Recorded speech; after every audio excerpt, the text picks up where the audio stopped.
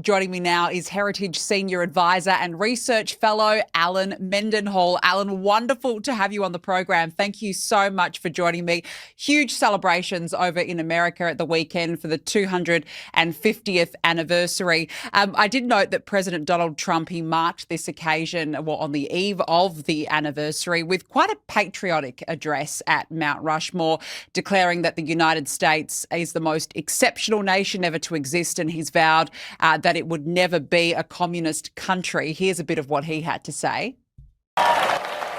You can be loyal to Karl Marx, or you can be loyal to America. You can be a communist, or you can be a patriot. You cannot be both. As for those who peddle Marxist lies about our heritage, who tell our children that we live on stolen land or that our heroes were oppressors, they're doing something much worse than slandering our past. They are slandering and attacking our future. Not going to let that happen. Alan, is he right? I mean, what version of history is being pushed by those, particularly on the left?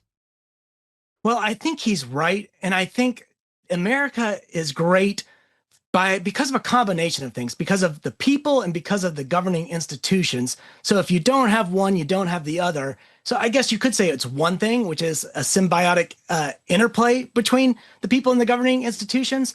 And what do I mean by that? If you take our Constitution and try to plop it down somewhere else in some other part of the globe, the people that it would govern wouldn't operate under the same circumstances that we do. So in that sense, our Constitution's not a self-executing blueprint that can just be transplanted to some other place with equal effect.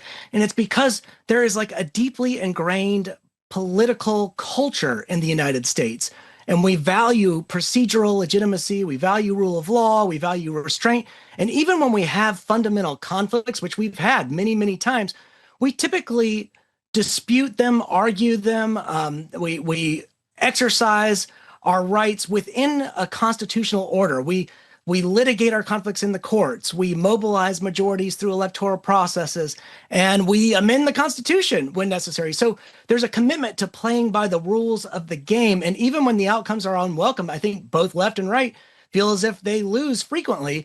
We always are going to have some sort of cultural internalization of limited government and separation of powers and popular sovereignty.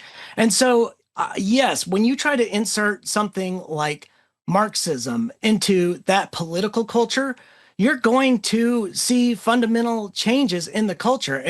And I believe that the president's right. I actually believe that that some of this is derivative of Marxism. As somebody that has a PhD in English and had to go through all varieties of literary theory, had to read Marx and Engels, had to read the classical Marxists that talked about histories of struggle between oppressors and oppressed, had to read the sort of next permutation of Marxism, people like Gramsci who, they're like, okay, well, the workers didn't revolt like Marx predicted, so let's shift our focus to culture. And they did, and they looked at how power circulates through schools and universities and media and churches and entertainment, and they tried to capture those institutions to counter what they believed was some type of cultural hegemony.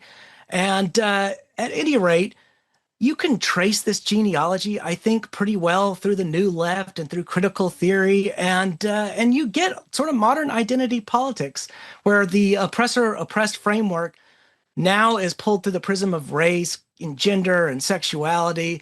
And I do think that poses a fundamental threat to the mores and habits and traditions and cultures of the United States that do adhere to what is fundamentally sort of a British constitutional culture, but also this sort of a Western tradition. Yeah, and it's interesting because I want to ask you then about this modern identity politics, because I was reading that some on the left in particular, they don't believe that July 4 is the real anniversary over in the US. They prefer 1619, the year that the first slaves arrived.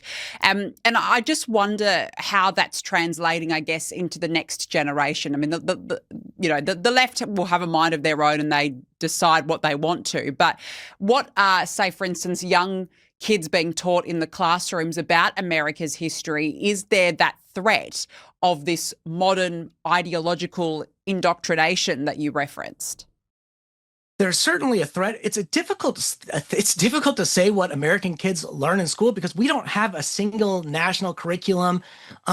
What students learn depends on a state by state basis, but even within each state, it depends on which school district you're in. So here in Alabama, where I am, you might have a school district in Montgomery or Birmingham that learns one thing that's very different from a school different district in Huntsville or Mobile or Auburn or Tuscaloosa. And so we don't have a lot of uniformity, but I can say from personal experience and from observation serving on our state textbook committee that there is a sense of grievance culture that trickles into the curriculum. I personally send my kids to a classical Christian school, and we have them learning on the trivium, and they go through a grammar stage and a logic stage and a rhetoric stage. And the focus is on wisdom, and they study Bible and theology and literature and history and math and science, and they get a sort of a broad range of humanities. But what I think is really important about that is they learn to look at political events, contemporary political events, over the course of centuries, and I think they're better able to contextualize the particular political moment that we're in. Whereas, a lot of students sort of look at the 1960s as if that were the American founding, and they have no historical memory beyond that. And of course, if you think that that either slavery or just the abuses under the civil rights movement are the only story America has to tell, of course, you're going to come away with a very negative history. But America has a wonderful history, and in particular in this area of slavery, I think America has a lot to be proud of. The West did not invent slavery, but it played a leading role in abolishing the transatlantic slave trade and promoting worldwide abolition. And that was really, Britain and America leading the way there. The Atlantic slave trade was a horrible thing. Slavery is an ancient institution. It existed in Mesopotamia. It existed in Egypt and Greece and China and Africa and the Islamic world in the medieval period. And yes, it migrated to the United States, but that's also where abolition occurred. It was influenced by some British people like William Wilberforce and Enlightenment ideals of natural rights and human equality and liberty and Christian teachings about the inherent dignity of every person. So some of these ideas that were prevalent at the founding were in fact the very ideas that enabled abolition to happen, that enabled the demise of slavery. So I think America can be very proud of what it did to end slavery, to end its perpetuation across the globe, in fact.